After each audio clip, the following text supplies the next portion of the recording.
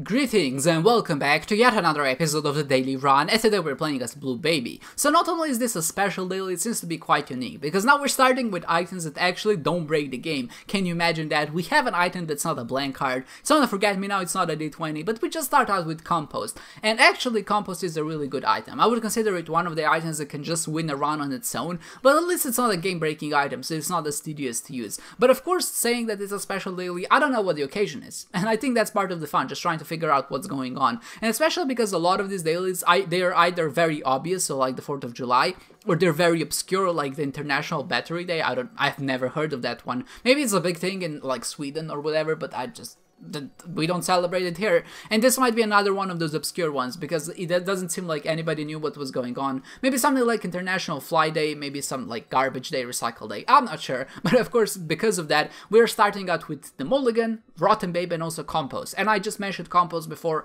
and I feel like out of the three, it's definitely the strongest item if you know how to use it. But just in general, these are three premium items. They're really good. They're gonna able to help you on a run, but also as just kind of a balancing measure, they remove the treasure rooms, so we can't go to the treasure rooms, which means we're just kind of stuck with this item combination, unless we of course get something better, but I doubt that it's gonna happen, because these three items are just really good. And what's maybe the most surprising here, that we got to the end of this run without getting a single damage upgrade. That's not to say that they didn't exist, I just didn't manage to pick them up because I was in a rush, at least in one particular instance. But yeah, so I managed to get to the end of the run with these three items, and of course some tier upgrades.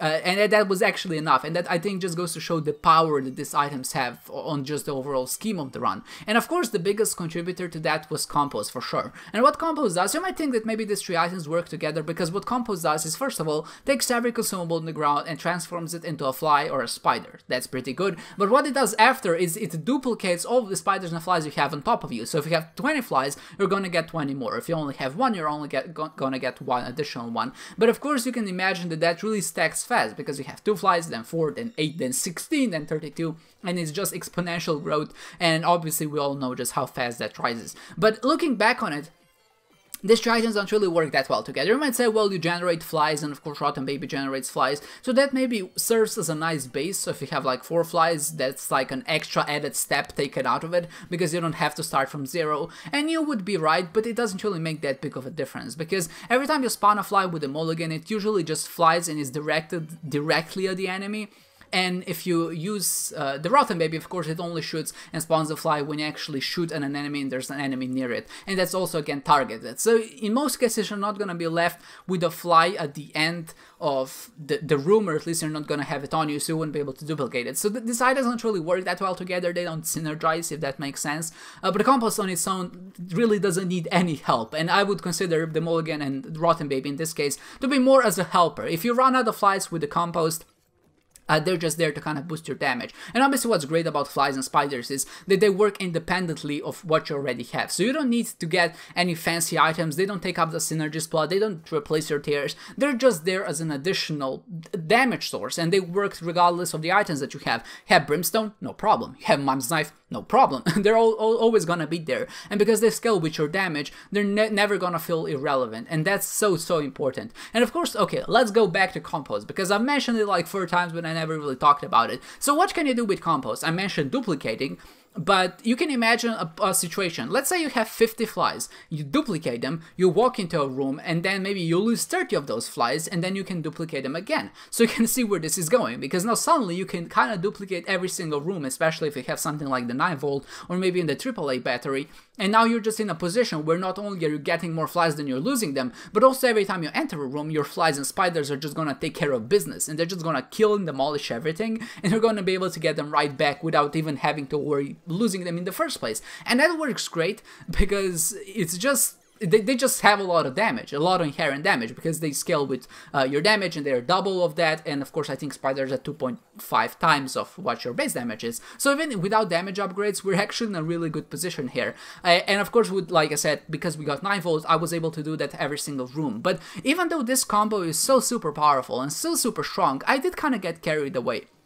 I think the biggest problem is I had the illusion of power that I was actually more powerful than I was. And what ended up happening, of course, I just cruised through the rooms, I managed to get to boss rush, basically no problem, but I lost all of my spiders and flies on mom, and that should have been my first warning sign in some sense. And when that happened, of course, I just thought, oh, that's fine, you know, it happens, I can just kind of regain them back when I get to boss rush, because I'll be able to use compost every single wave, essentially, and because they drop hard sometimes and have lucky rock, I'll get coins. I can use that as kind of my starting base to even get more flies and spiders on top of that.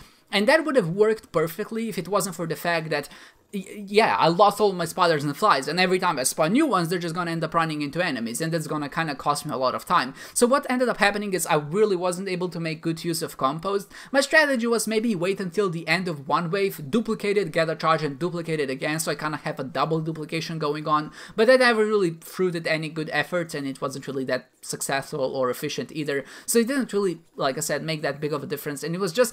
I felt like it was a bit of a bummer, because I felt like I just wanted to enter boss rush, just demolish everything and exit, go do Hush, and of course go to the Void. But looking back on it, like I said before, going to the mom fight and seeing that I lost all of my offensive power should have been really my first warning sign, and I should have just bailed there. I should have, of course, just went into the boss rush, see what the items were, and if there were any super good items like Tech Hacks, of course you would pick them up, kill boss rush, go next. But if there were no good items, just skip it, because there's nothing good that can come out of it. Because there are enemies which have even more HP than Mom, so like Monster 2 or Gish, and those would either cost me all of my flies or spiders, or at least reduce them to the point where I wouldn't be able to keep up with that critical point where I would just have or generate more spiders than necessarily I would lose them.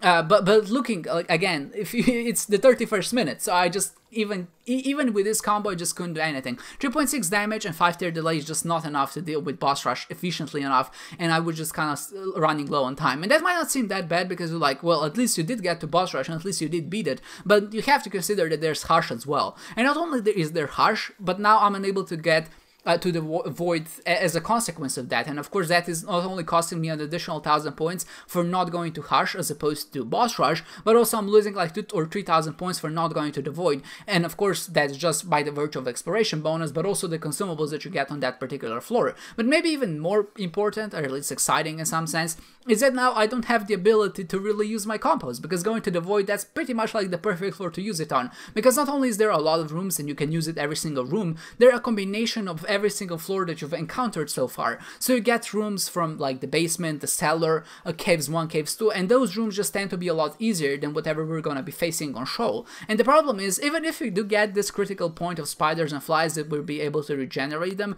all it takes is really one room with a boss in it, and we're just gonna lose everything, because our damage set is not high enough, our flies and spiders aren't dealing that much damage, and we just, like I said, we'll just lose that critical point, and we won't be able to generate more spiders and we're losing them. So just looking back on it, we should have really gone to the Void, because that would allow us to not only have a really powerful run, but also a much safer run. We would get more points, and we would just generate and just have a little bit more fun with it. And I feel like that's really what's the takeaway here. Never try to get to boss rush, and I think that's not never, but in a position where you feel like you're not strong enough, and if there's warning signs are there, then don't go to boss rush. This is a mistake I make so often. I think it's definitely one of the mistakes that I've made the most often up until this point. It's just trying to get to boss rush as often as possible, but because I feel like I have to do it fast, and then I can get to Hush. But obviously in a position like this one, with base damage, it's just not enough really to get through it. Even if the Mulligan is so great, even if Rotten Baby are amazing items,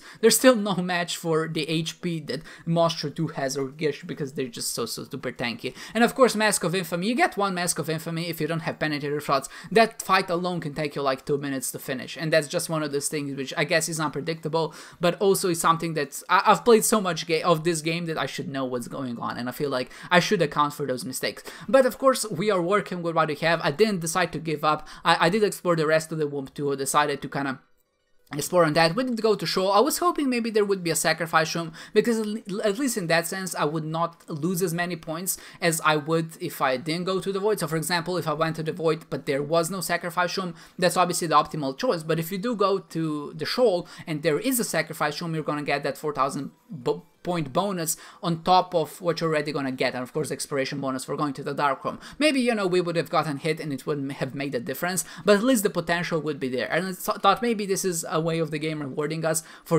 basically being bad, but sadly there was no sacrifice room, and sadly I wasn't able to make up for the points that I lost by not going to Harsh. But it still was a really powerful run. I didn't get, I wasn't able to get another critical mass of flies on myself again, so that was kind of disappointing. But regardless of that, we did have the Holy Mantle. Our tear rate was good. Of course, we had the mulligan, and just with the spiders and the flies that we just generated naturally, that's even a word, then of course we can use them to kind of deal with enemies. And run was actually pretty strong, and especially with the Algiers rune, I wasn't too worried entering the Satan fight. I knew that I could take it. I didn't want to kind of risk it, and I just used it as late as possible. So the first phase I just beat the leeches first, and then of course I just kind of relied on my Holy Mantle. I was a bit aggressive with the Cube of Meat because it was basically my best damage source at this point.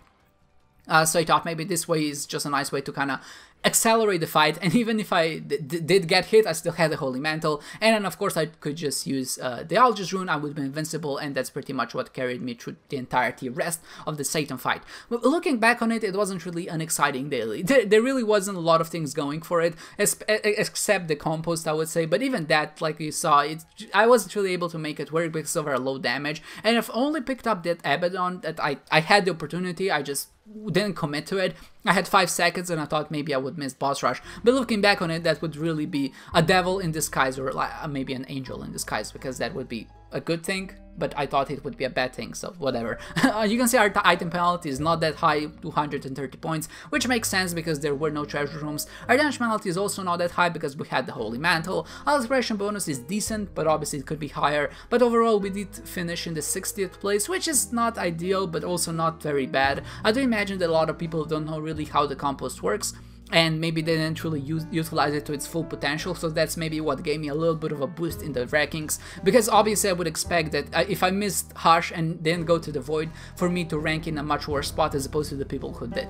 And I'm glad that that really wasn't the case, and I still managed to finish with a pretty good score in the end. So I hope you did enjoy this one, guys, and I hope to see you next time.